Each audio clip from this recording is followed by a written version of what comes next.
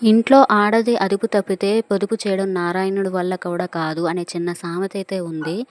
కానీ మనం అనుకుంటాం గానీ అది చిన్న సామెతే అని. కానీ ఆడవాళ్ళు ఇంట్లో ఎంత పొదుపు చేస్తారంటే నైట్ మిగిలిపోయిన అన్నాన్ని మరుసటి రోజుకి పులిహార కింద కలిపేస్తారు.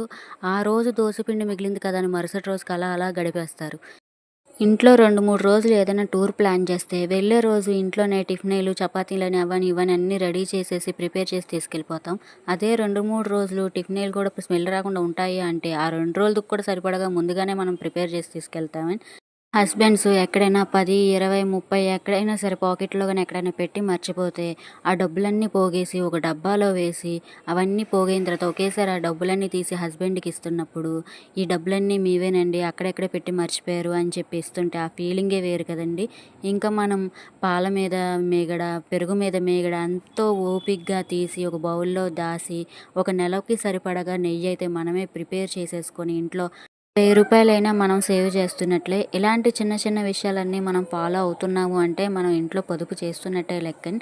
సో, నాకు ఈ వీడియో గనక మీకు ఎవరికైనా నచ్చినట్లయితే గనక please like and subscribe. Thank you.